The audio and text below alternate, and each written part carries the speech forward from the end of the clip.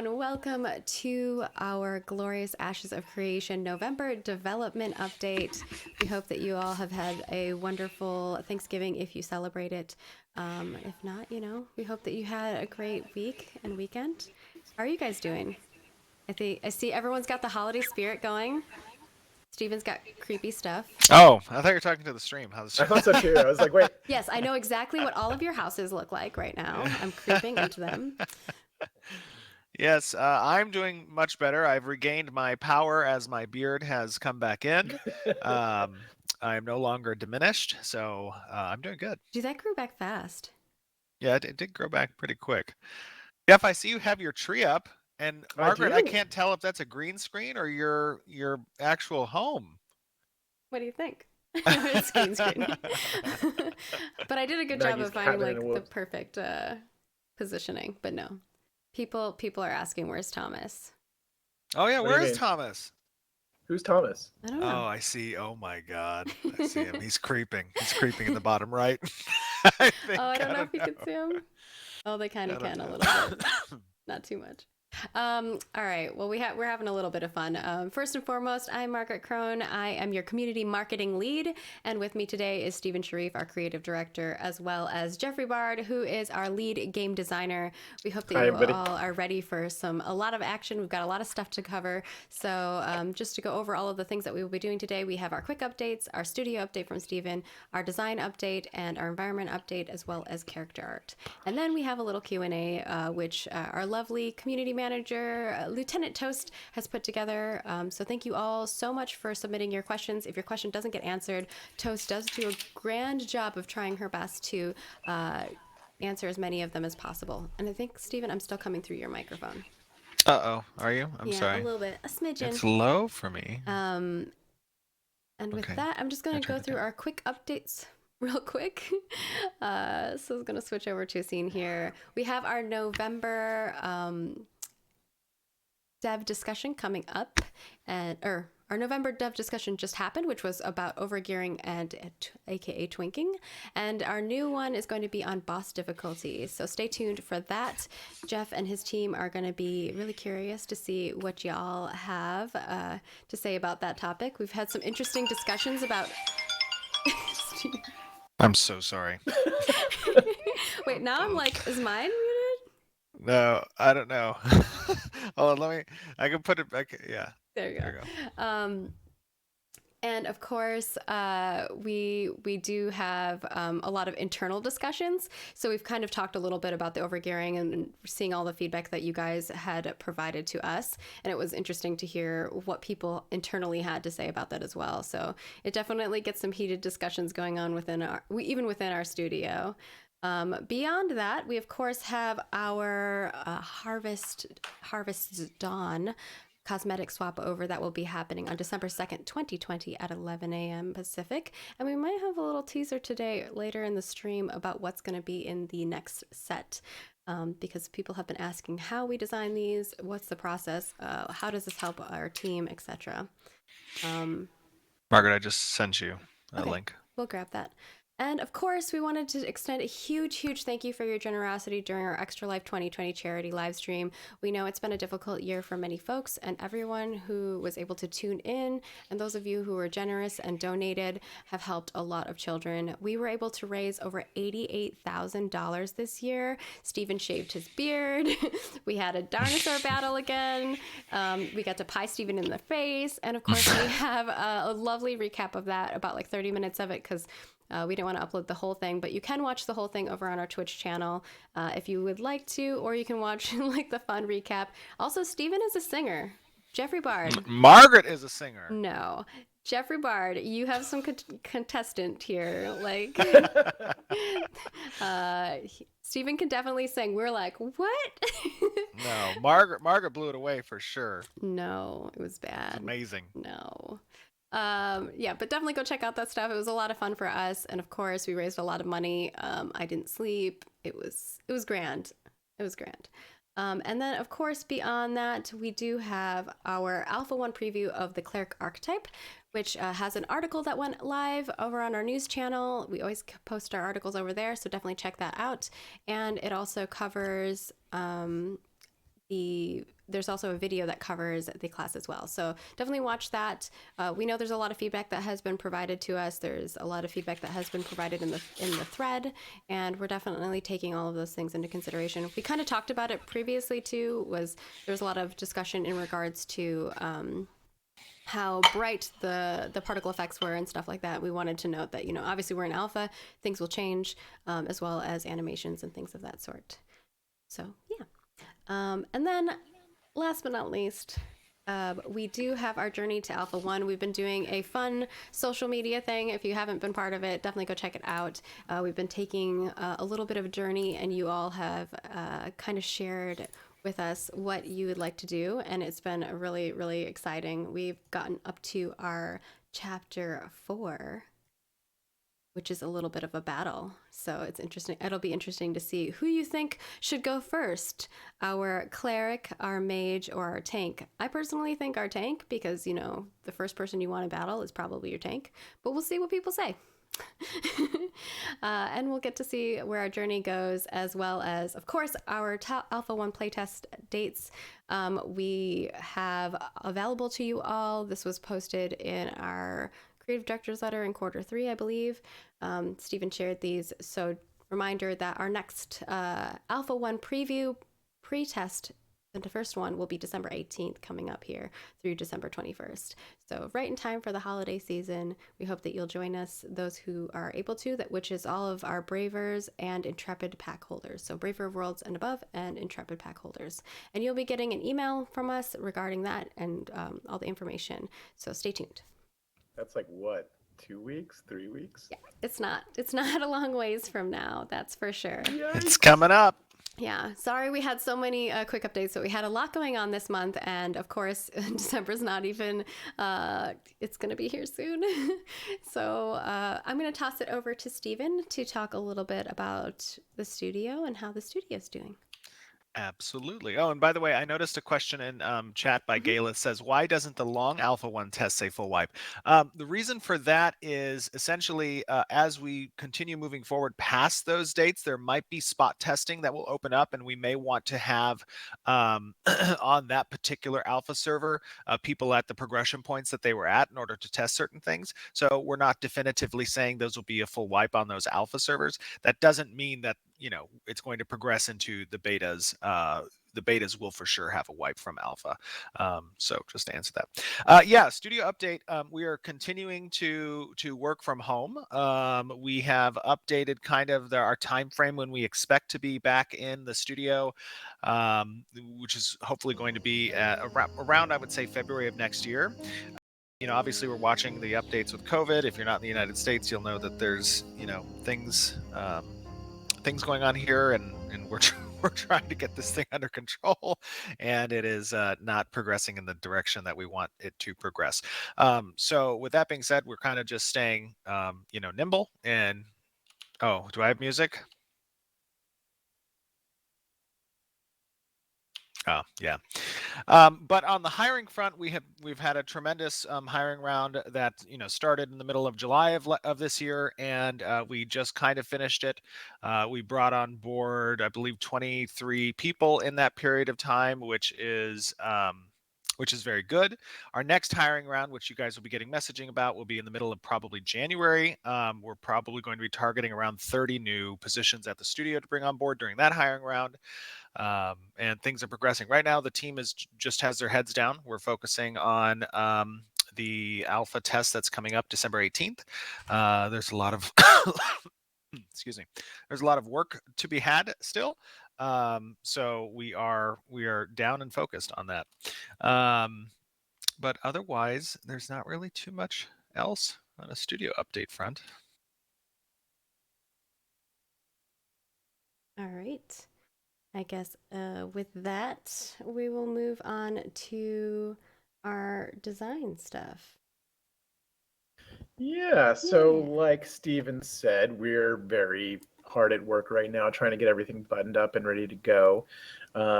Obviously, we have a whole new zone, so that's required a lot of population, a lot of new quests, a lot of new creatures, which is pretty neat. You guys will be seeing a lot more variance in sort of the population of our creatures in the world, and some of the stories that are going to be told there. So that's really exciting. We are hard at work doing a big stats revamp, which you won't see in this December test, but hopefully the February one, and for sure the March one. Um, so a big rejiggering of all of our stats and how they work and how they relate to each other. Something that will be a lot closer to what our final form of stats will be. So we're trying to button up the last few things on that, and then it'll be implementation time. We're also, I have a small team split out doing some combat prototypes. So they're going to be creating, I feel like we've got a pretty good foundation for our combat, but in terms of like really making it sing and really making it feel like, you know, the core experience that we want from the game, it's not there yet. So this team is there kind of trying to find the final answers there to really bring combat up to sort of the AAA experience that we expect from the game. So they're working on that. You probably won't see too much work from them in this December thing, but you definitely will by that final date. So yeah, it's design has been a lot of fun. We've got a pretty solid big team right now, so it's nice being able to, you know, have different subgroups work on these different systems, and as we get bigger, we'll continue to do that. Yeah, it's been a lot of fun. It's definitely a little bit stressful seeing that we are so close to that December date, but so far so good. Things are doing well. We're on track, so it should be pretty exciting to see what you guys think about it. Yeah. And I think we might have some footage we can play in the background, maybe. Yeah, I'm getting that set up right now. Transitioning. Whew. All right. That's why there was music We're playing. doing it live. So yeah, we'll play that video in the background. I meant to do it while it was chatting, but I think. Oh, we can still speak about it, right? Yeah. Because so this is the biome that we're working with right now is very tropical, jungly. So you'll see that kind of reflected in the foliage and some of the creatures that you'll be seeing. Here we've got a big war beast, kind of in the distance. You should be able to a hear big us. People are saying there's no sound. You should be able to hear us. Oh, can you hear us talking? Yeah, there's not supposed to be music. testing one. But you Oh, should be yeah, able to hear okay. us. As long as they can hear us talking. Yeah. There we go. Oh, okay. There's they not can't hear the supposed to be sound on the video. video. Sorry, guys. There was just music in the video. It's Yeah, and just to give you guys an idea, what you're seeing here, as Jeff was saying, is one of the new biomes. This is kind of a more tropical-oriented area, but you're also seeing some of the lighting changes as well. This is all obviously in game, so you're seeing a cinematic, you know, camera on these particular shots. But you're getting to see some of the foliage changes. You're seeing some of the lighting differences. Here you can see some little pygmy goblins and their little tribe and shaman that's kind of there waiting to come across any wayward adventures in their lands. I love his mask. it's so cute. It's so good. Yeah. But Yeah, our animation team does such a good job giving our creatures character. They really kind of can stand on their own and tell their own story just by looking at them. Yeah, it's really good stuff. And you might have seen a sneak peek of that video when we tweeted some stuff out and put some Facebook things out. So if you're following us on social, you might have seen some screenshots from that, or a screenshot of that or from it, which was pretty amazing. So great job, Tristan, putting that lovely video together. Yes. It's good stuff. All right. Well, we are excited for Alpha 1. We've got a lot of things going on with that. And one of the other things that people have asked a lot about are like the design process for like the cosmetics and how they interact with the world. And we do have some other questions that are in our Q&A as well. So I'm just going to kind of go over like the process of creating the cosmetics and also answer some frequently asked questions. Like one of the questions that we get a lot is, you know, how does this help the world that we're creating here?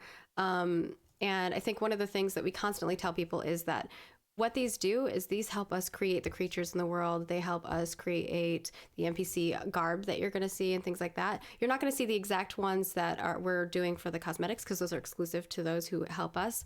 But you will see variants of those in the world. Now, those variants are for NPCs. Those variants are for creatures in the world. Those variants will not be attainable by other players. Just to make that very clear, they are exclusive to you. But the variants of them will be in the world, non-attainable. But that's not to say that we won't have things that are similar that you can get of the same like style necessarily.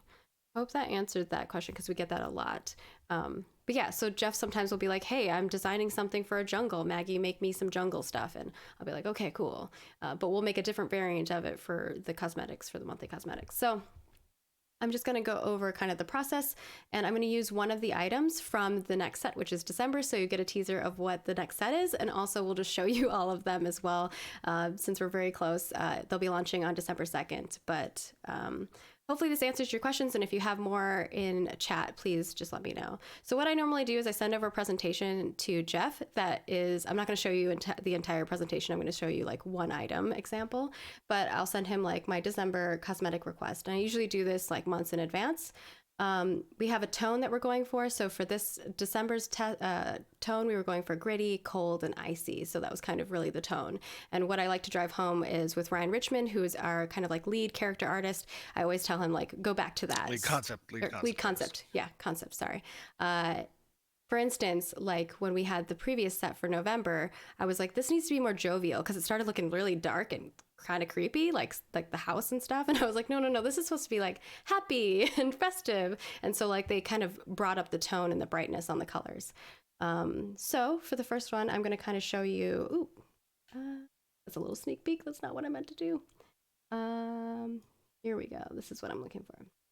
So I usually send over one of these things, and basically this tells you what it's for. It's like an accessory. I know I leaked.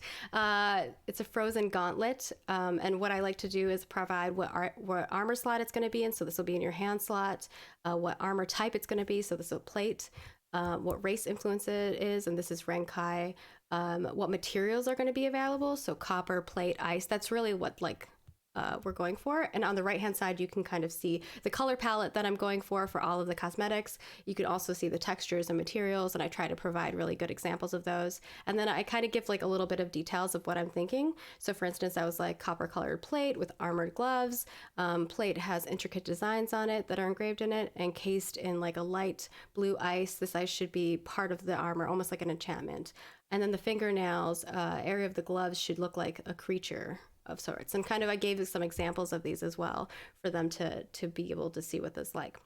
Now I'm going to show you the process of this, basically all the different stages that this goes through. So the first stage that I got was the left one. It was really very intricate, and I did kind of like it, but I was like, oh, it needs more ice to kind of differentiate it from what the other one was. So they added more ice, and then we're like, I don't know if that's really going to work for us because it looks too much like the costume, which is not showing up right now. So, give me a moment. Figure out why it's not showing up. Oh man, come on. I tested this before, I promise. Let me grab that quick.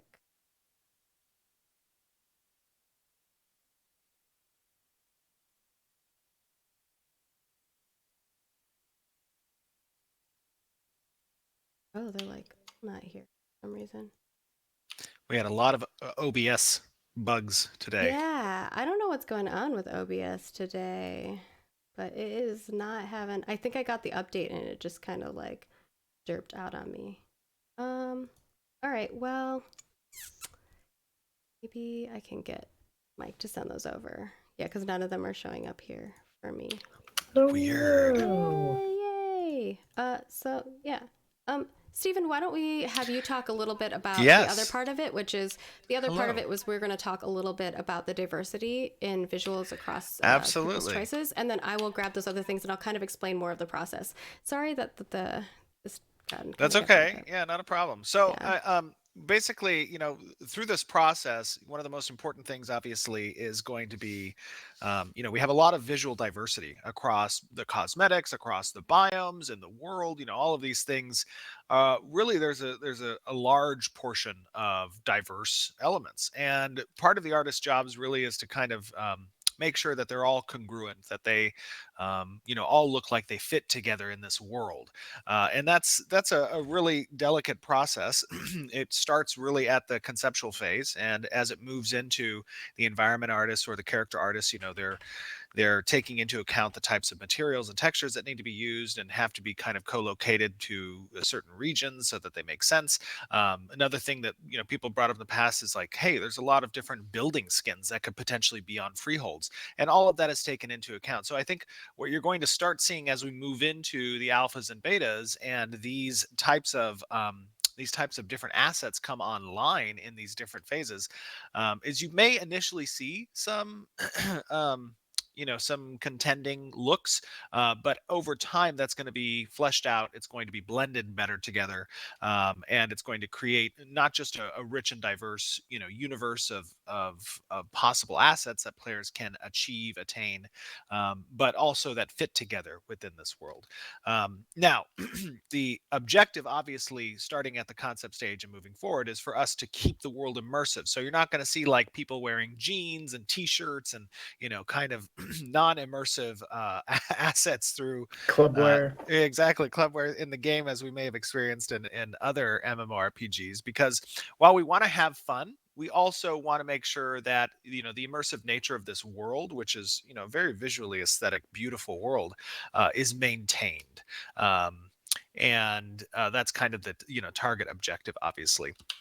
So and as Margaret really kind of goes through with Jeff and comes up with these different thematic sets throughout the months, the artists take those sets which are constructed, and as Margaret was saying, they will create alternatives that get introduced through NPCs, that get introduced through enemies you may face.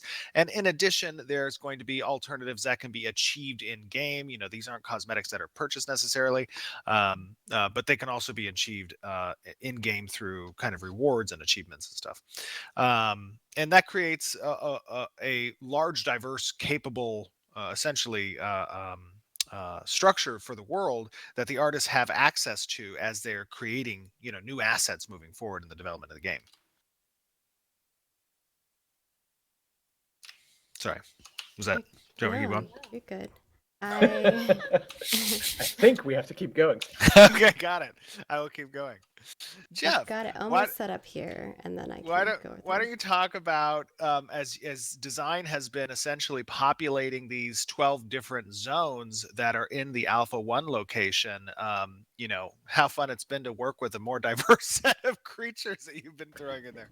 It's real nice. Like it's kind of hard to tell a story sometimes when you've got like 6 different variants of creatures that you've got. We've got a ton now, and it really kind of amps up the story. We can set up zones to have a particular population and relationships between the populations that are there that we couldn't really do before. It helps us to kind of establish an identity. This is a rather large tropical area.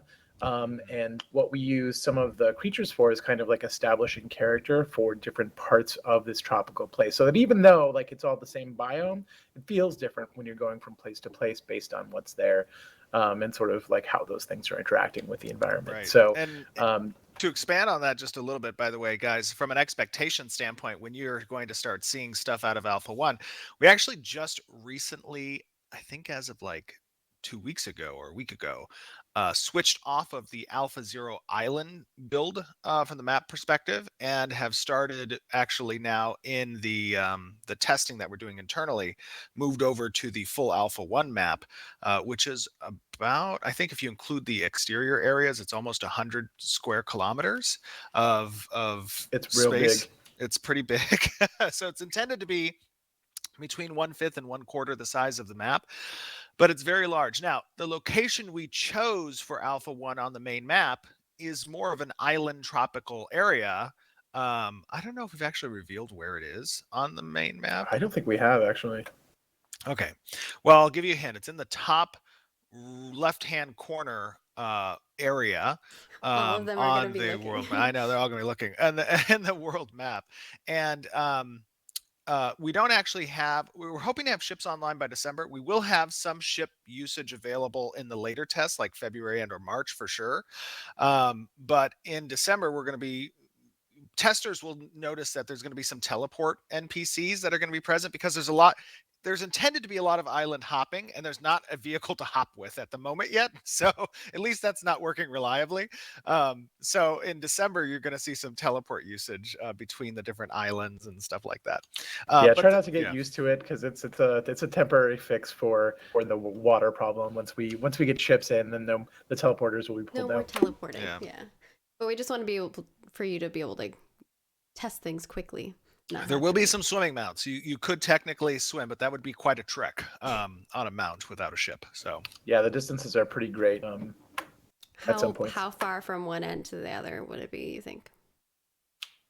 You mean of this current map that they're going to be able to test on? In kilometers or in time traveled? Both. Why not both?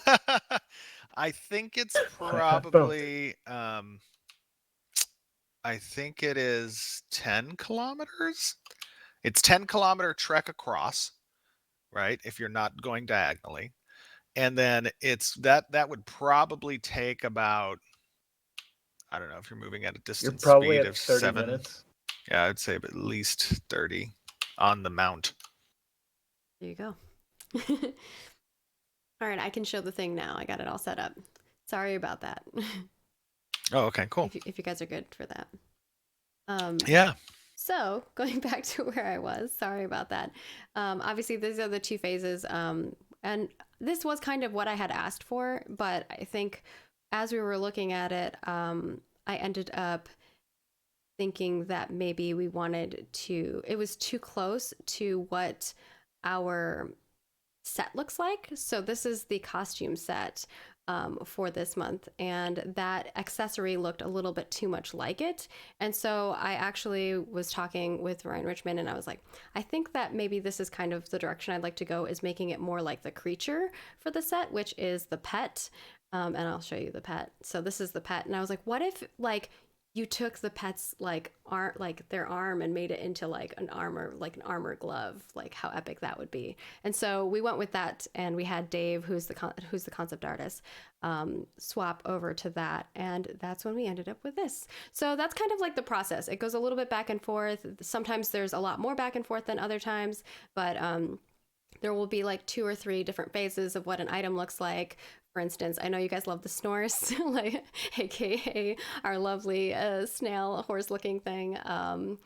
And that went through a couple different phases. And actually, I had it more of like a translucent pearlescence kind of color. And Steven popped in and was like, oh, I think it should be like more colorful than that. And so we kind of swapped the color on it. So sometimes it's just a color change. Sometimes it's like a completely different item. Like this looks completely different than the original one. Not to say that we wouldn't make one that's like the original, but the original to me looked too much like the costume set.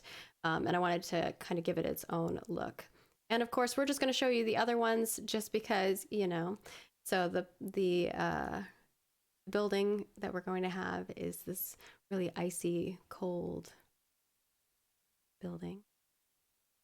If we got some Renkai out there, or aspiring Renkai orcs, this will be probably your jam. Or I think this is more Vec than Renkai. More Vec, right? Yeah, this is Vec. Yeah, got some Vec folks out there. I was like, actually, this looks Vec. And this is the mount. Continuing that icy theme. And one of the other things is that we also have some body types and rigs that I'm working with too. So Chris Atkins and Chris Myers kind of give me all the options I have. They're like, these are the kind of bodies that you can use. So I try not to differentiate too far from those things, so that I'm not putting extra work on them to create new models unless they are like down with it. For instance, like the fox, I had the fox one, I had to be like, 2 tails, is that okay? Because technically we don't have a rig for 2 tails, but they were down with it because they were both like, it's too cool, we need it. And of course the caravan pulled by our lovely Oh my God, it's a lot of lumber. Yeah, a lot of lumber. So if you're thinking about being a lumberjack or something of that sort, this is probably a cool skin for you to have on your caravan for sure.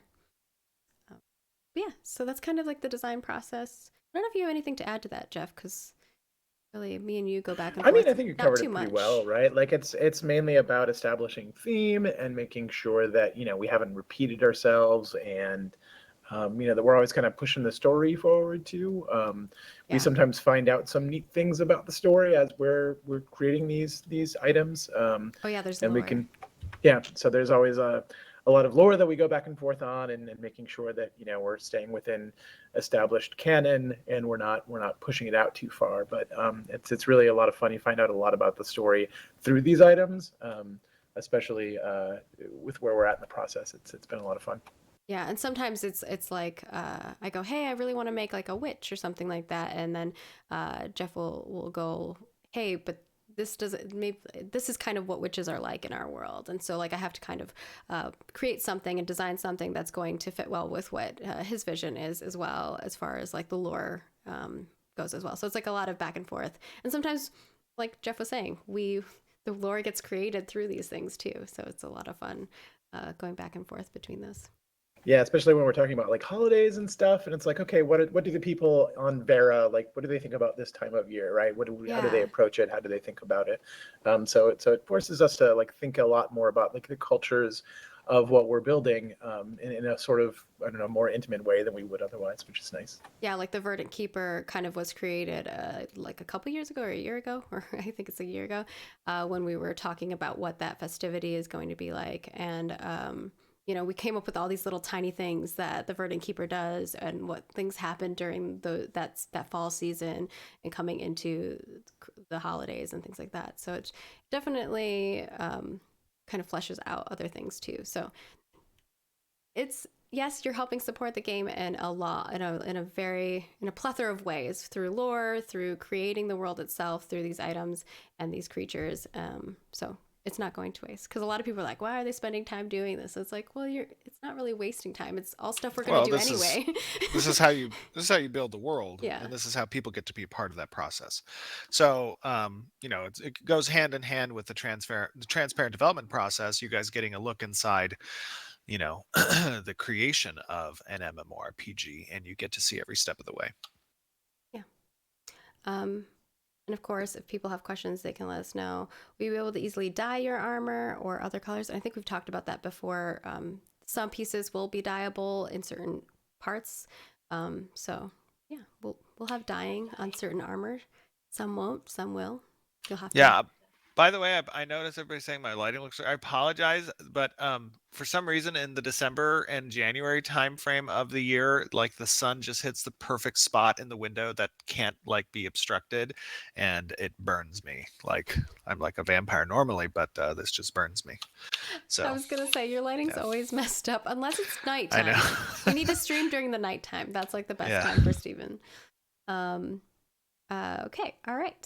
Anything else that you want to add on the design side? We talked a bit about the journey to Alpha 1, things that are going on the design side. We showed off like a cool video of in-game, some footage of that, as well as obviously talking about the process of creating cosmetics because people have been asking about those. Or not even cosmetics, just items in general.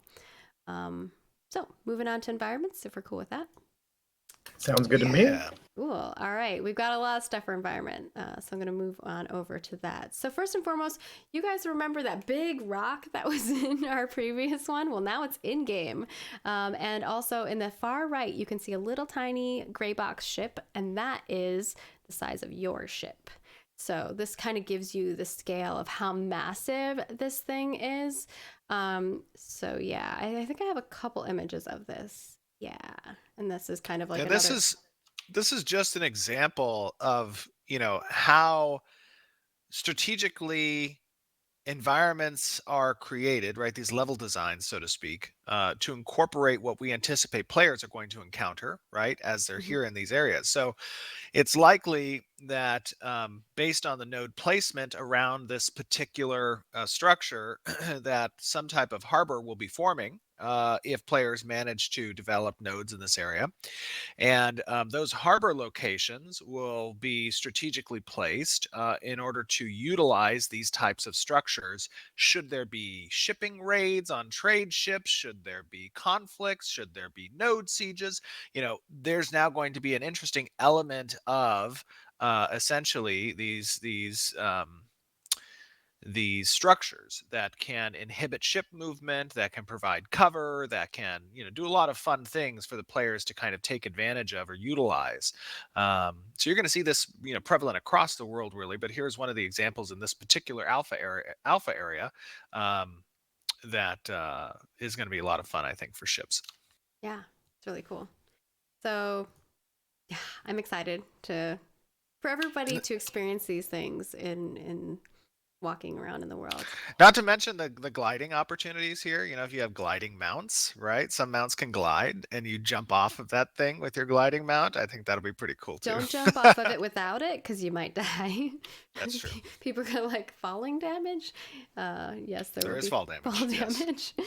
And moving on from there, we have some really cool kind of like jungle plants and things of that sort. Oh, Mia. Yeah. She always knocks it out of the park.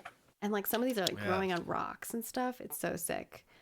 And I think I have one in here for scale. I can't tell too. if that's a picture, like a real life picture, or if that's the game. It's definitely the game, but you can see the little guy, the little person, and the scale of how massive some of these are. So yes, very lovely stuff coming from the wonderful Mia.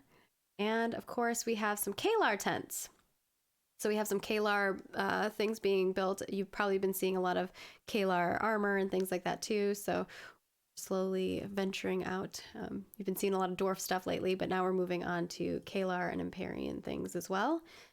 So here are some tents that are being created. Yeah, and as you're kind of looking at these particular assets, you can go back, about a year ago, maybe a year and a half ago, and take a look at some of the, camp assets that we used to use for Kalar and kind of see how the art and assets progress further, right? Like these are much more detailed.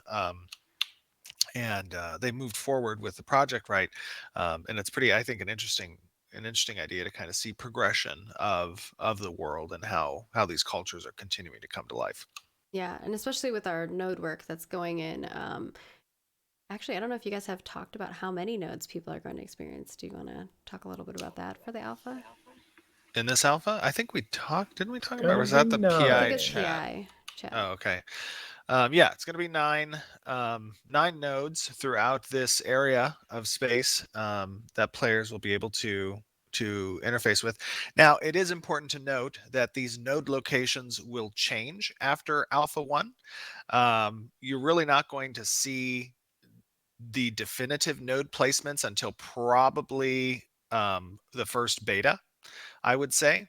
And we're okay with that because, while it's beneficial for us to test, at the same time, we want to make sure that we're not really kind of revealing so much to the player base prior to the game launch than we have to, so to speak. And beta, obviously, we have to. And that's 9 for the Alpha 1 test. That's 9 April. for Alpha 1. April. That's correct. April. Yeah. Just being clear, not in the December test. Well, I believe in December there's 9 as well. Oh, okay. Yeah. Cool. Yeah. Perfect. Just wanted to make sure. Yeah. All right. Moving on from there, we also have miscellaneous items. So this one is a kind of little fireplace. Obviously, our junior brethren have created this wonderful piece. And then got another one, little cooking place. Oh yeah. Yeah, all these little. These are examples of in-housing furniture craftables. Some of these that players are capable of adding to their home, and each of them will have their own, specific benefit that aids in either profession work or just daily adventuring. that as you build up your infrastructure, you'll have access to as a player. And then, of course, we have a well, beautiful well, and a bathtub because, everybody needs a golden bathtub. I love Heck it so yeah. much. The It's so bathtub's cool. great. I know. I want this bathtub like IRL. Like one of the great things that I have, would love to see in a game, and it's really more RPG oriented than so much, MMOs we've experienced, but like let's say you do craft this particular bath, and perhaps as your alchemist profession, you've concocted some special type of soap, right? If you use those if you use those two things in conjunction, maybe you get a buff as a player for a period of time after A the good bath. smelling A good buff. smelling buff for Right, your and it talking. unlocks unique shop items with NPCs that you interact with, or gives you different quest opportunities within your organizations and societies. Like these are the things that I think add a flair to the RPG element, the kind of immersive role-playing side of things that are really fun to experiment with. Everybody's going So to be bathing themselves in fountains and stuff like that now. Like maybe I might get a buff if I just Right. go into this fountain. I will warn you, don't go in the water that looks like green and foggy, though. You will die. It's true. Yeah. You get a charisma modifier, I'm just saying. You will die. And then, of course, we have some more chests and stuff like that. You've seen quite a few of these. Obviously, we're going to be making a lot of them because you're going to want to put lots of chests in your house to keep all your fat loot. So Yeah, these are just examples of the different ornate types of chests that players will be able to both craft through their furniture side of things and or purchase along with their home, and obviously the different capacity and ornate setting, the ornate nature of the chest will determine its capacity and or value. maybe it's a mimic and then it jumps out and eats you. Oh my gosh, that's ruthless. And we have one more thing, which is going to be a video. So I'm going to play all this video, and I actually would love for you guys to kind of like talk a little bit about this. Obviously, I know this is more the environment folks, but this video, to pre-emphasize, it is more of like how the lighting process works and things like that. So yeah, we'll show this off. So you'll see in a moment the placement of like where the sun is and things of that sort, and like where it rises, and you can kind of see how it affects the world and the shadows. Just to put in context, this is not a cinematic camera that you're seeing right now. This is actually footage in editor. So I think this is Devin, who is going through and showing the dynamic lighting settings of the world, right? So essentially in previous testing, we've kind of kept that lighting, that time of day static, because, for those of you who don't know, lighting is a very, very important element of really how textures and materials look in an environment. And sometimes when you're still kind of nailing down how that lighting is going to work, it can affect the process of your production artists, your character artists, and your environment artists who are creating props for the world, who are creating foliage and trees and armor sets and skin tones, hair. All lighting really touches all of that. So we kind of kept it static in the past because we weren't yet nailed down. We didn't have it as much of a priority to touch the lighting early on, and this has been some of the work done on the dynamic aspect of not just the clouds and the skyline, but also the different times of days that are going to be experienced through the world essentially. And we're not going with a baked lighting aspect, we're going with a dynamic lighting aspect. So it can be a little bit costlier, but at the same time it really adds a type of mood that you would come to expect with the aesthetic that you're seeing here in a game like Ashes of Creation.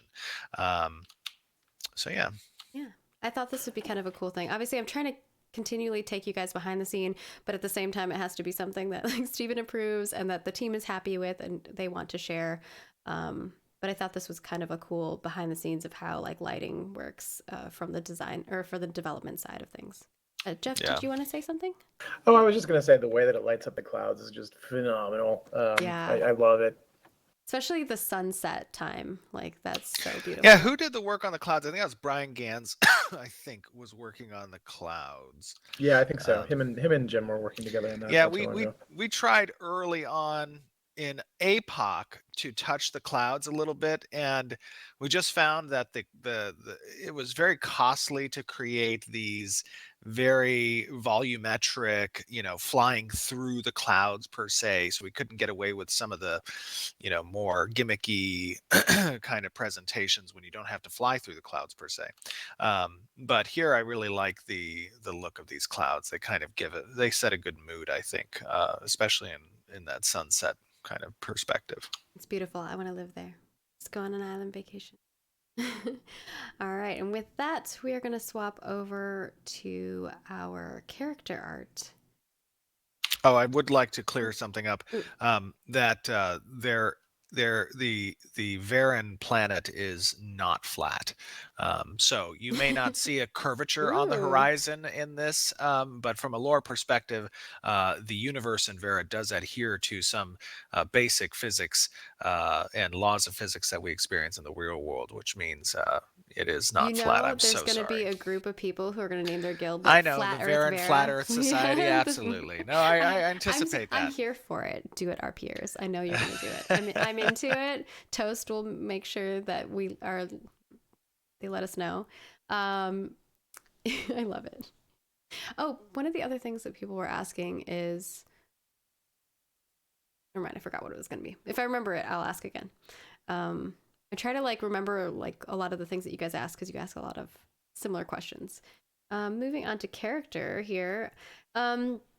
You've seen the bog brute. It's cool for me because I design these creatures and then I get to see them and they look so cool.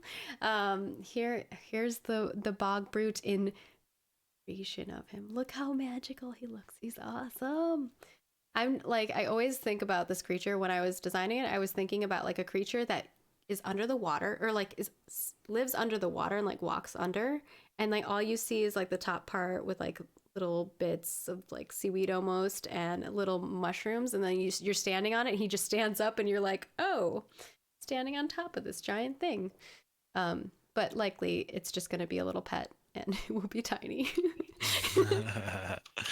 Yeah, we did You'll talk see the about full-size ones in the world. Yeah, you'll see full-size examples of this kind of different than this because there'll be a different variant of him. But yeah, he's pretty beefy boy. I love it. So cool.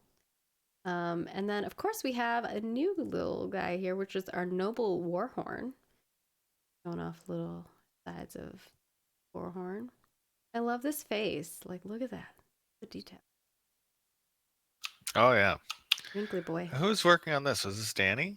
I think so. It's one of the newer folks. Yeah. Yeah, it looks good. I like the detail on the model. The T-pose makes the tail look really funny. And then our next one is our forest dragon. And I think you've seen this dragon in a more fiery look, almost like a lava dragon vibe. But now you're seeing it in its forest. Yeah, so the lava one, that was a different dragon model. Yeah. So this is more of an elder dragon look. That other dragon had some different types of influences. It had more of a kind of a bat bat kind wingy. of look to it. Yeah. It had that kind of thin wings, and it also had it where the wings were really used in kind of movement and walking. This, however, is a far more traditional elder dragon look. This is a particularly within a biome of a forest and or jungle type location. I don't know if you have any of the movement slides for him either. Okay, that's fine. That's fine. Yeah, but he's much more weighted. His animations are much more weighted. He's heavier. He's slower. He's a very big boy. Chris Myers is a perfectionist. I don't think he was ready to share those yet with me. But yeah, this is pretty sick. And then moving from here, we're going to move on to some armor. So first, we're going to be looking at some Kalar cloth, and I think we've shown some versions of these in the past, work in progress, as well as concept art, but now you're seeing them actually here. So there's cloth, and then we have leather. Now I believe these are level 10 or 20. I don't know. Jeff, do you know? I think they're 5 to 15.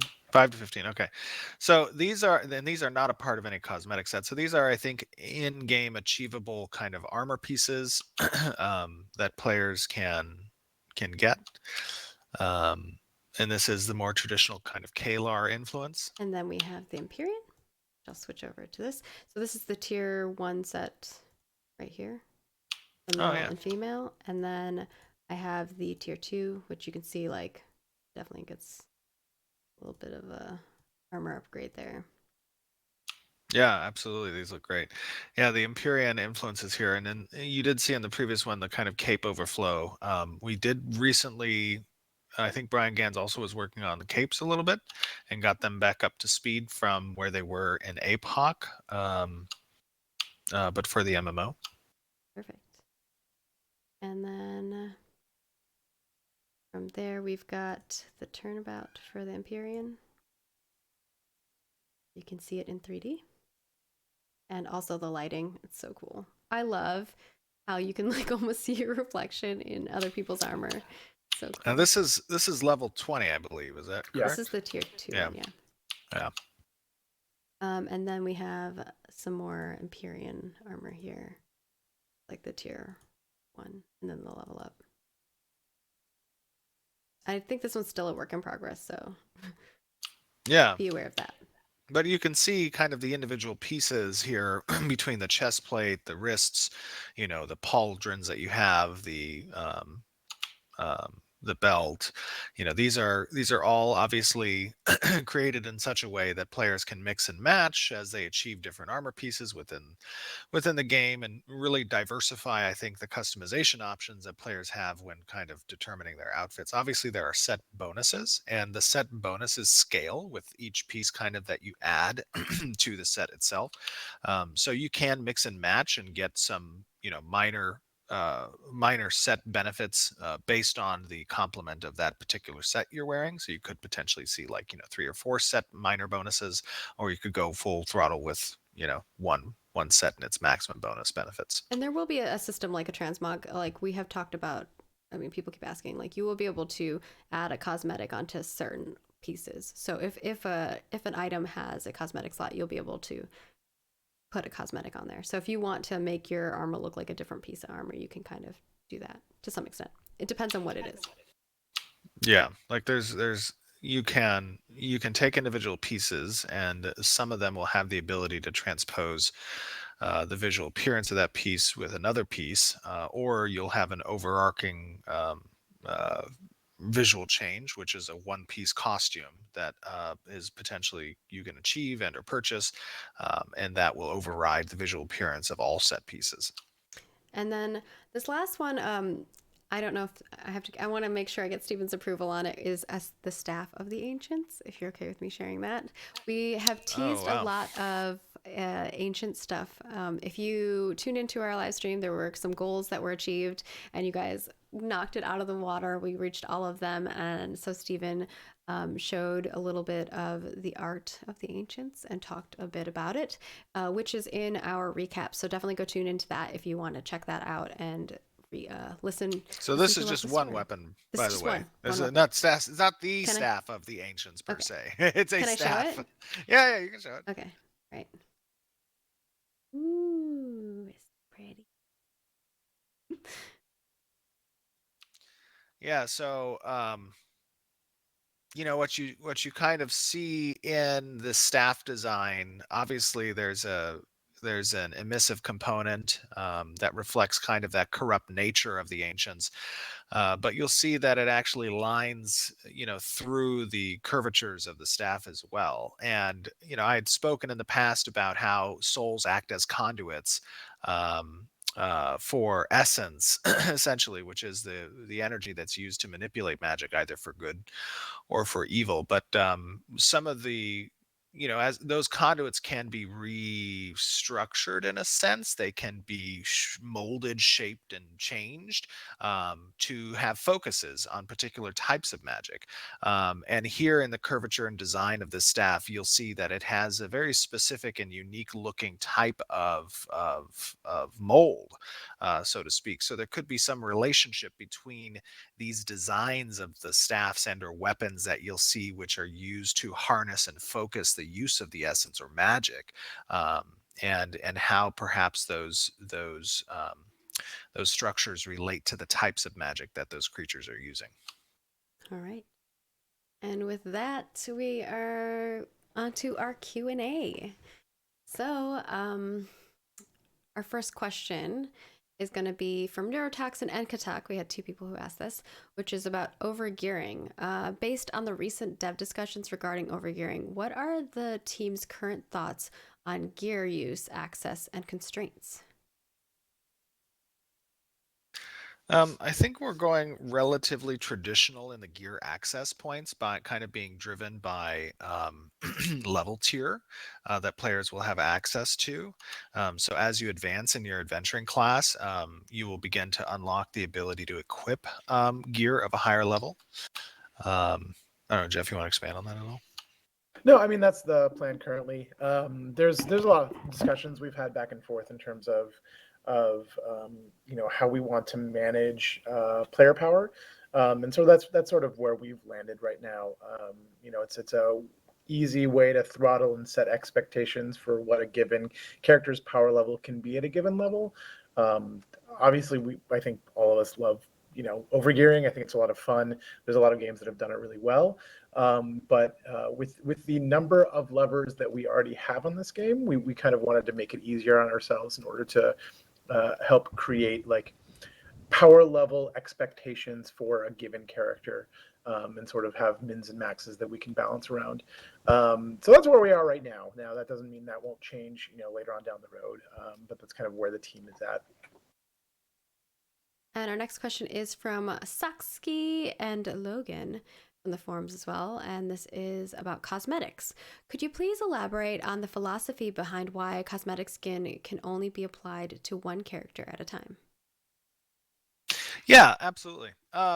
So cosmetics, when we're talking about purchasable cosmetics, um, really the idea there is the meaning of those cosmetics in some way is augmented by its exclusivity. And that exclusivity translates not only in sometimes a limited quantity and or limited time frame, but also in limited application as well. We want to make sure that because we're a non-box purchase game, meaning there's no box price to play Ashes of Creation, it is only a subscription. That's beneficial because it reduces the barrier of entry, and we want a high population, obviously.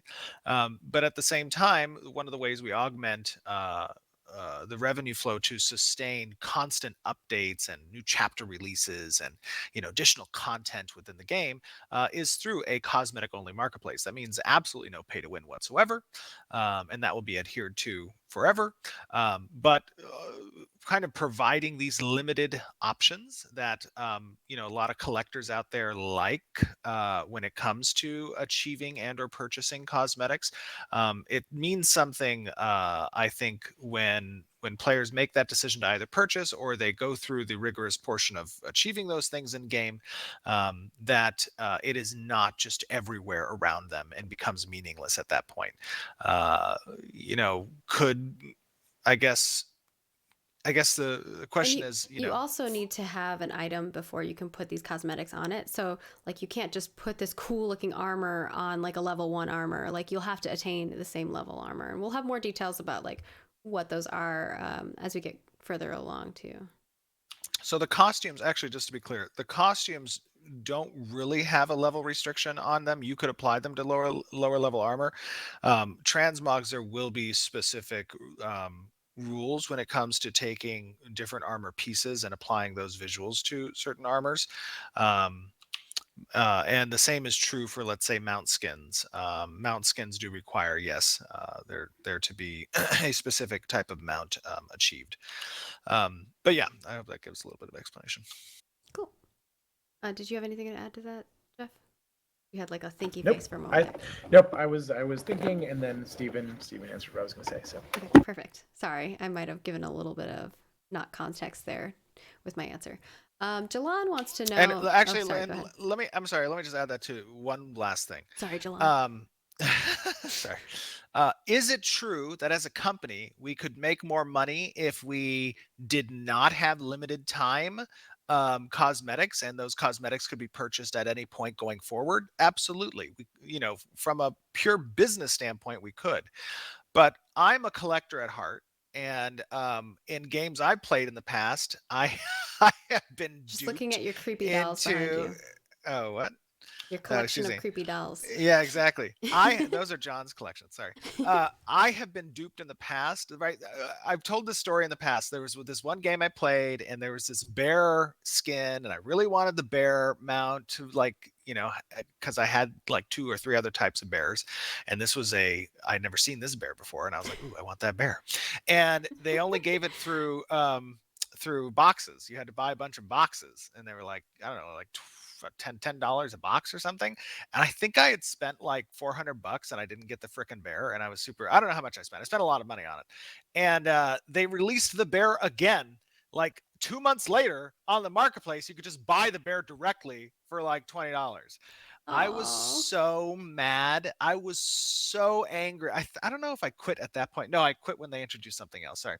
But I was so pissed. So one thing that, yes, it's true. We could make more revenue as a company from a business decision standpoint if we continued to sell cosmetics that we create later on and stuff, but we're not going to do that. And because the reason we're not going to do that is because from a collector spirit, you want exclusivity and limited aspects of these things, because it's cool to know that, there's a downside to it too, because if you didn't find out about the game until, months later, yeah, you're SOL. But at the same time, like, you want that type of integrity in the company that's providing this game, because you know that when future stuff comes out, you will be safeguarded from what I had to go through in another game.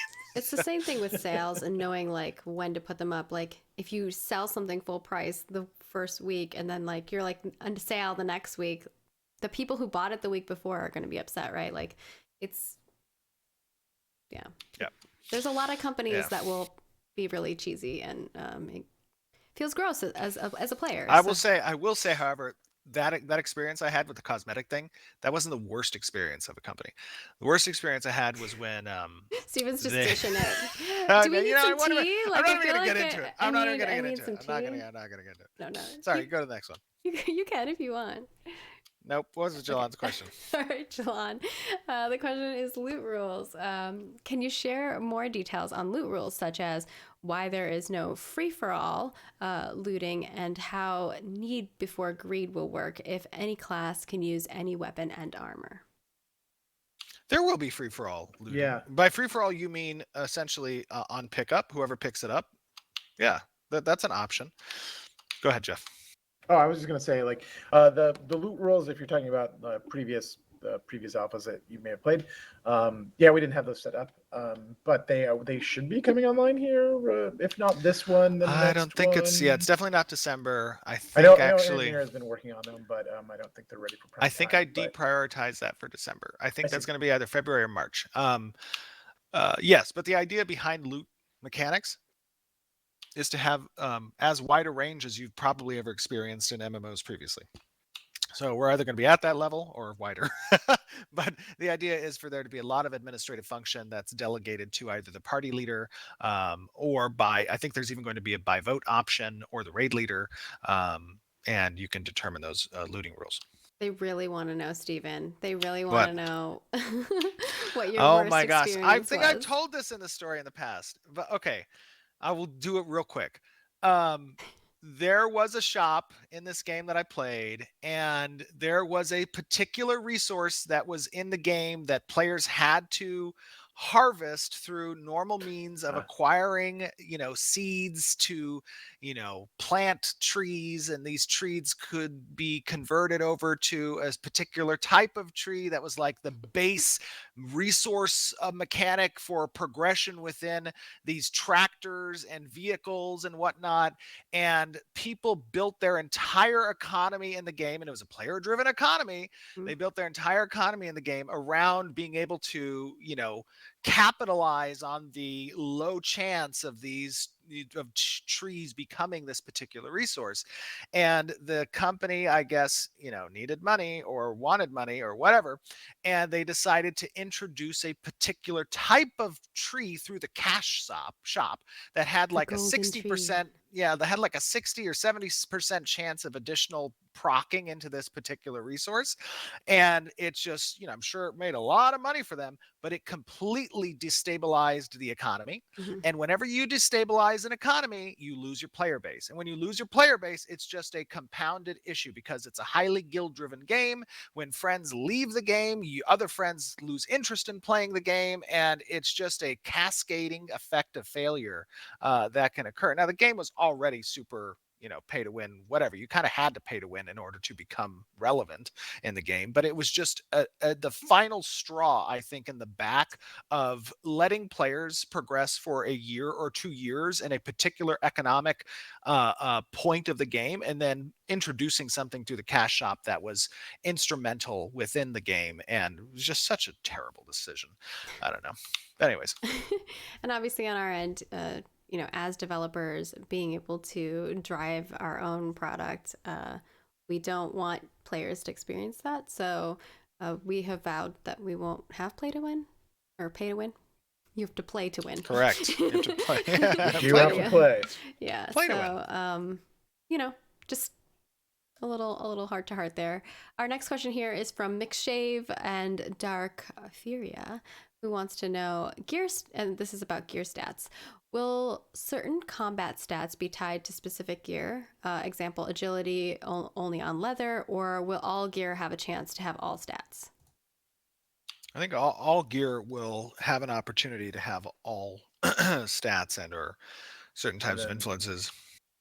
Sorry, go ahead, Jeff. Crafters will be able to rejigger stat blocks, and there'll be a couple of other ways to kind of move things around to kind of create both the look and the stat block that you're looking for. It's not always going to be easy. There'll be a lot of challenges involved with that, but yeah, the goal is to give you guys the option to customize your gear the way you want them to. Right. And remember, the whole reasoning behind that is because from a player agency and customization standpoint, you're not particularly restricted to any type of gear for your archetype choice or your class choice through the secondary choices you make. And the purpose of the class system is to allow you to kind of flirt with those traditional Trinity roles. And as such, you are going to have an opportunity based on the circumstances of the encounter you're facing to want to have, either plate or leather or cloth gear. So we want to make sure that, part of that decision is placed in the crafter's hands. And then there's very little restrictions on those types of set bonuses and or ancillary bonuses. And our next question is from Gunman Dude 2. I like that name. Nude. Node relations. Send nodes. This is about node relations. Oh my goodness. What are some of the ways that players of different nodes can wage indirect war against each other, perhaps based on their node type? Example, military node sending raid parties, and an economic node disrupting trade. The chat is killing me right now. I missed the first part of that question. The first part of the question was, what are some of the ways that players of different nodes can wage indirect war against each other? I see. I mean, I think we are a non-faction based, open world, flagging based system type of PvP. There's opportunities with caravans to interrupt trade in and out of a city. There's opportunities for citizens to kind of come together and stop certain achievements like downing of a raid boss, trying to interrupt citizens of a separate node. I think there's a lot of ways in which players can utilize the mechanics existing within Ashes of Creation to influence change without the hard necessity of a declaration of war per se. The declaration of war is obviously a natural progression of those efforts, and it's likely that if your intent is to, you know, um, restrict progression for a group of people, whether that be guild dependent, node dependent, race dependent, whatever, there's opportunities for you to start at a point and escalate. It doesn't always have to start at war. And I think players will have a fun time exploring what those mechanics are. And Tyrenter wants to know, and this is about flagging, will players have the option to manually flag themselves as combatant status without attacking or AoEing anyone first, should they choose? No. So the flagging system what? is no. So you can. I'm sorry. Let me clarify. There's Just two like, components what? to the. I know. I think so. So you can create a way where you allow yourself to attack an opponent, but the actual purple flag doesn't occur until you strike an opponent. We have a way that we toggle PvP through GM command in the current server environment where we can turn everyone purple. But technically the flagging component is you're allowing your character to strike another character. Otherwise, like if I targeted you and I did not activate my force attack command, I couldn't attack you, right? But I have to press Control F, or I have to hold Control or Alt when I attack, and then that will allow me to attack you, and that turns me purple when I do attack you, right? I thought that you could flag yourself and set yourself as being a combatant Control and just F. live there, right? Like I thought right. that was no. So okay, got it. Yeah. So this is my inspiration for the flagging system is kind of comes a lot from what my experience in Lineage 2. And the idea here is that you must attack the opponent in order to flag. So everybody is a non-combatant by default. Correct. Okay. Yeah. Yeah. And the idea there is, and the reason for that is, there's a benefit and a downside to flagging first. The benefit of flagging first is that you have landed a strike on an opponent. In some way, shape, or form, that strike is going to likely damage them to a degree. But the downside is that anybody else around you now is carte blanche on destroying you without any penalties, right? So you're opening yourself up to attack per se. The other downside of that is you are not, unless you're in a party or a raid with the opponent you're attacking, in which case you then couldn't attack them, but you will not see their hit point value. So there's a little bit of a risk if you're, attacking an individual, that you could kill them with the attack as well. And if you did kill them with the attack and they were a non-combatant, you would gain corruption, and nobody wants to gain corruption because corruption is a severely debilitating status for a player. So yeah. Okay, and then Sarah was saying, our Lieutenant Toast, our community manager, was saying that some people were asking for a follow-up on the need before greed part of looting and how it will work in regards to if all weapons and armor are able to be used by all classes. How does the need before greed system work, since anyone could claim need? So if people are claiming need and they don't actually need it, it's going to be up to the party to kind of adjudicate that situation and be like, hey, stop rolling on this item as Stop a rolling need. on everything. Yeah, stop rolling on everything. And if you don't, you can find a group elsewhere, or we're not going to invite you to future parties. There's obviously downsides and upsides to any type of loot protocol that the party's going to choose, and it's just going to be on the party to kind of to go through that. Yeah, we're not saying any given piece of gear belongs to any given class, right? Gear will make sense more with certain builds of a class, as opposed to, all rangers get dex gear, right? There will be other situations where that ranger might want different types of gear. They might want strength, they might want wisdom. There's a whole lot of stuff that might work for their particular build. So Right. And I just want to go back for 1 second to the flagging discussion. Hmm. I notice a lot of people in here saying Lineage 2 had the best flagging system. I agree, actually. For a non-faction based game, I do believe Lineage 2 had the best flagging system of any MMORPG I've ever played. And I thoroughly enjoyed it. There were some downsides, and I believe I've addressed those downsides in our flagging system when it comes to not allowing for PK alts or griefers in the kind of way that we saw them in Lineage 2 at least. Um, but I believe that the system, PvP is intended to exist within formal systems. That be the caravan system, the castle siege, the node siege, the guild wars, the node wars. Those systems don't use the flagging system. They all use instead an organized event system, which turns you into an attacker or a defender, and you have other attackers or defenders, and you do not receive the same type of death penalties that you would normally receive through the flagging system. The flagging system is intended to provide a way by which players can exercise their agency in the open world outside of those events in a non-normal environment. So, like, I have beef with this person. We're not in a guild, or we don't have a guild war, but they're mining some unique ore, and I'm going to take advantage of the situation. I'll take the risk. I'll get the corruption. Whatever. My emotional investment level is so high that I don't care about the problem side of that thing. But generally, corruption is a deterrent to griefing. Corruption will be a deterrent to people PKing because they're not going to want to take those added death penalties. They're not going to want to take a risk of losing completed gear and items. The idea is to present risk versus reward in the open world, and that's what this type of system provides. Right.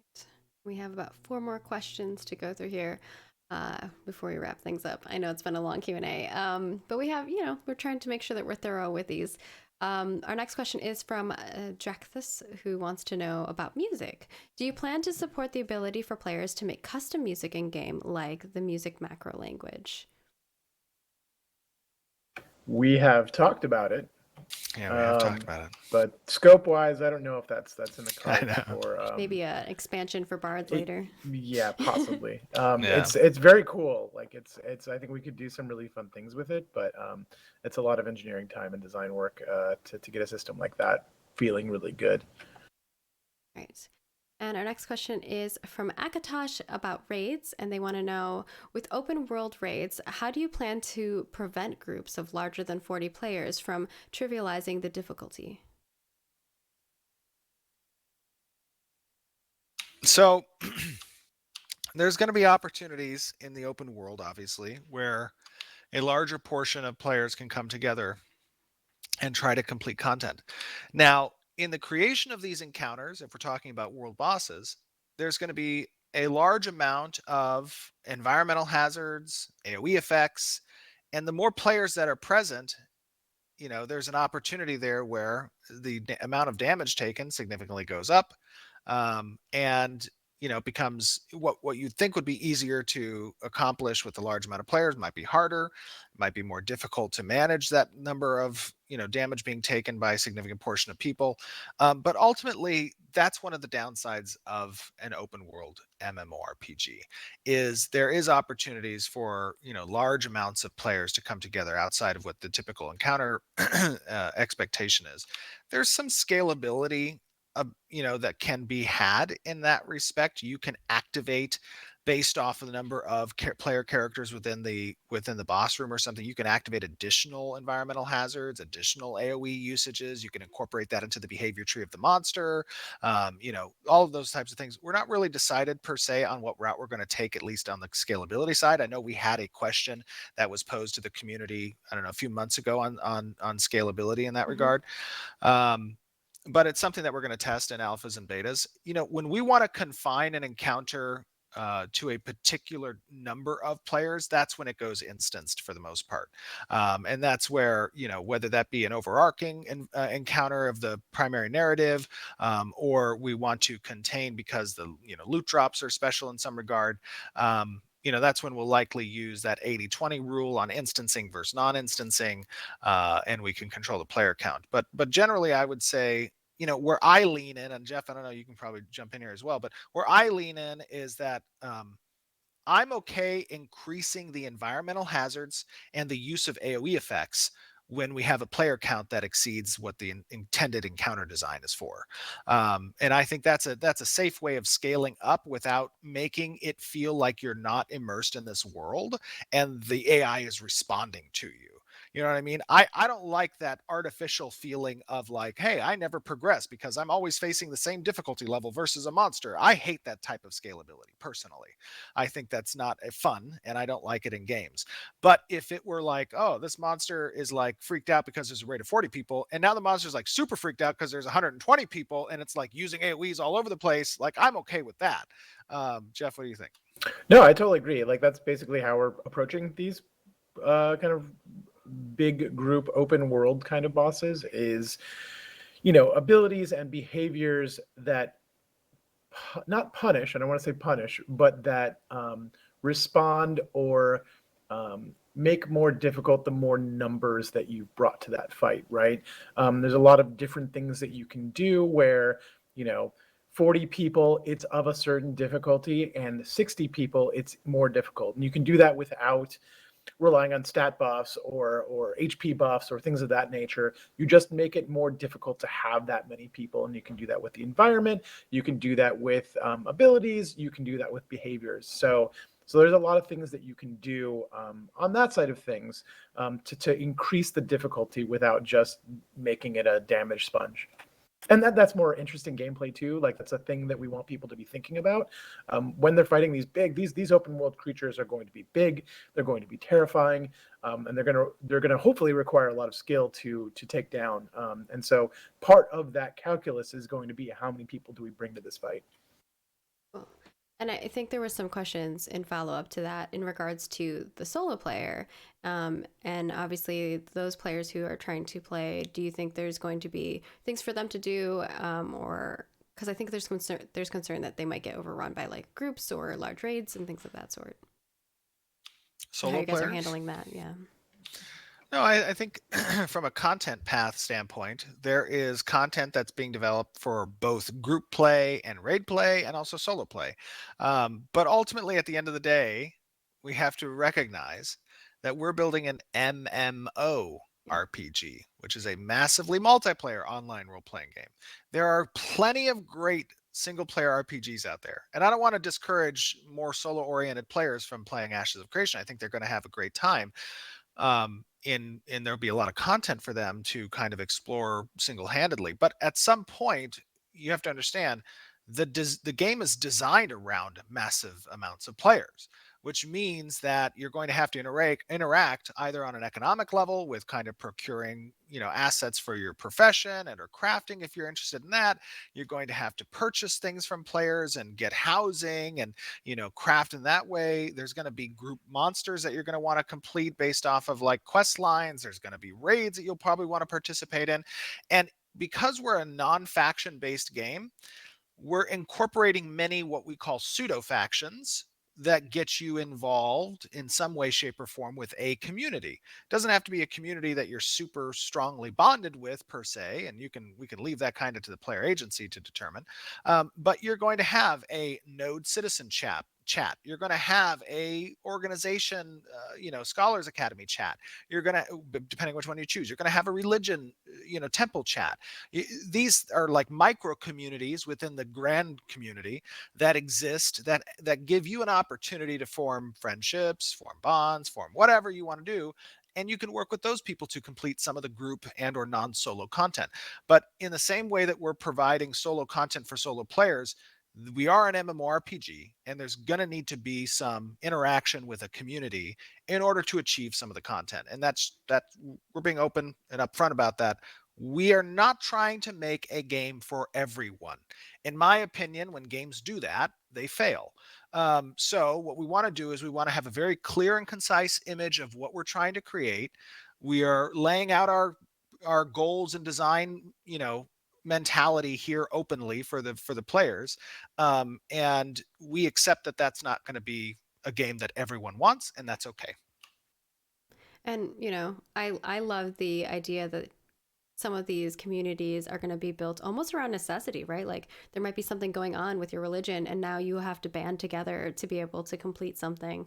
And I think that that's really quite amazing and cool. Or like maybe not everybody agrees. And so you have like this resource that's going back and forth until the last moment. And then that's turns the tide of what happens in the end. I think it's really a lot on your shoulders to make what happens in the world, and I think that's really cool. Yeah, a big part of it is like, the way what Steven was talking about is like the idea of like soft guilds where you haven't like explicitly joined up. You're not, it's not organized by players, but it's like, hey, I care about my node. These people are also part of my node. There's a thing happening to Or even that if you don't node care that about the puts people in the us node, you just care at about your stake. house. Right, exactly. So like you still have, skin in the game, even if you're a pretty solo player, to help protect the node and help keep the node healthy. And that's the same for organizations and religions. And there's a lot of stuff that interacts that same way. So we try to make it as easy as possible to join the community and to keep as much friction away from that so that you just kind of naturally become a part of the community, whether you kind of like it or not. Right. And speaking of friction, real quick, Uh-oh. part of what unites people is a common enemy, so to speak, right? Mm-hmm. That enemy can be event driven and Or NPC common based, goal. right? Or common goal, exactly. That enemy can be event driven or NPC based, like dragon coming out of the mountain to destroy your city's stables and barracks and whatever.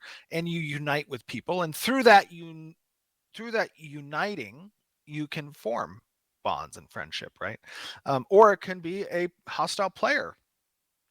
So yeah, You get sorry. like a nemesis. Friction is also soft friction is also a necessity in a non-faction based game, and that soft friction helps to create essentially sides. And I don't like two-sided servers personally.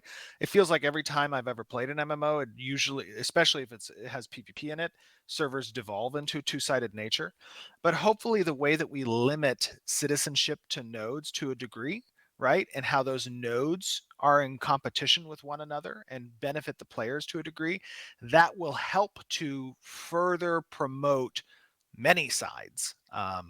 And many sides, I think, is a much more fun and dynamic type of thing. Yeah.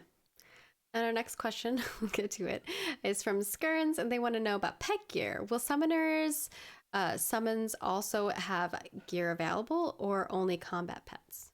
Only combat pets. Summoners who summon their pets, so to speak, or actually I would call them summons if we get the nomenclature down correctly. Summons I would refer to as summoner pets, so to speak. I wouldn't call them pets, and I'd refer to pets as something that is a inventory item that you can, well, not even cosmetic, but an inventory item that you can that you can bring with you, and you're not a summoner. No, armor and weapons, equipables, those are not on summons. Those are not on summoners. So those are only for battle pets. And our final question here is from And Emberstone. mounts. Our final question here is from Emberstone about mules.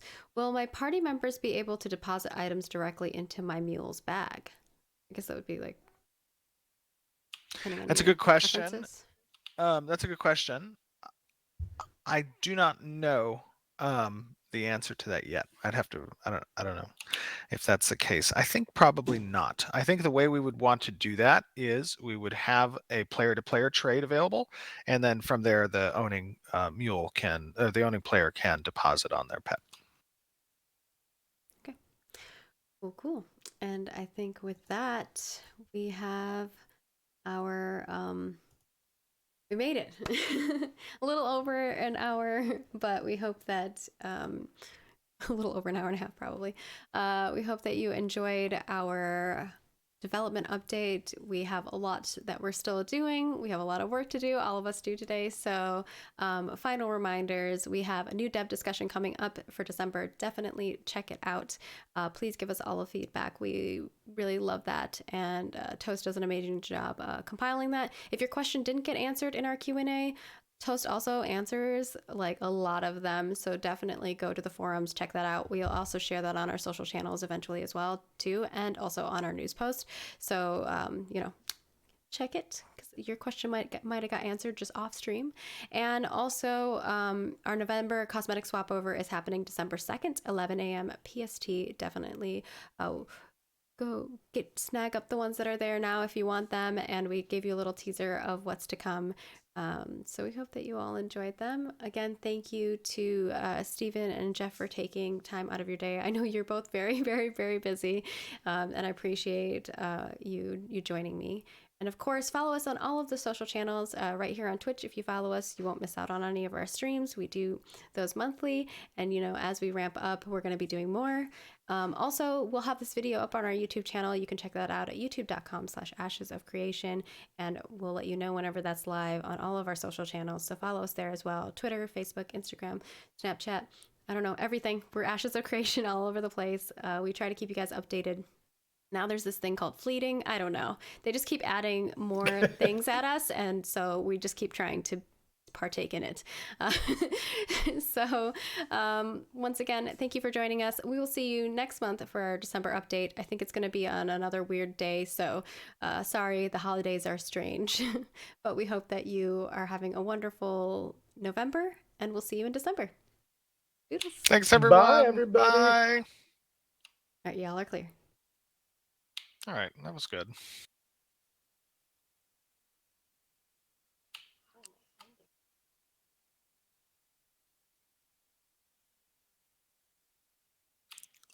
All right, GG. I'll see you guys later.